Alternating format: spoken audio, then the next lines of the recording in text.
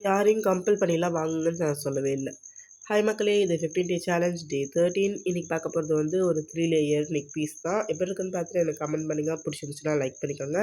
இதோட full video வேணும்னா comment பாக்ஸில full வீடியோன்னு கமெண்ட் பண்ணுங்க. நான் யூடியூப்ல போடுறேன். ஓகேங்களா?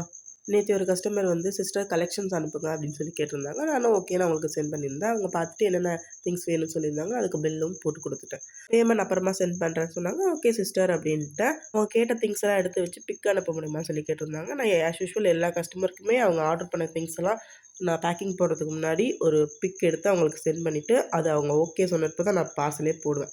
ஸோ இவங்க கேட்குறாங்கன்னு சொல்லிட்டு நானுமே அனுப்பிட்டேன். அவங்க பார்த்துட்டு ஒண்ணுமே அதுக்கு ரிப்ளை குடுக்கல. இன்னைக்கு ஈவினிங் போல அவங்களுக்கு நான் சிஸ்டர் பேமெண்ட் பண்ணுறீங்களா அப்படின்னு சொல்லிட்டு கேட்டேன். அதுக்கு அவங்க என்ன ப்ரெஷர் பண்ணாதீங்க. என்ன ஏன் இவ்வளோ கம்பல் பண்ணுறீங்க உங்க பேஜ்ல வாங்க சொல்லி அப்படின்னு கேட்குறாங்க.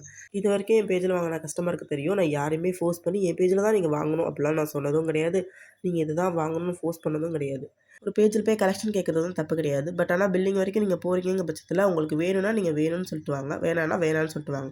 யாரும் வந்து உங்கள ஃபோர்ஸ் பண்ண போறதில்ல.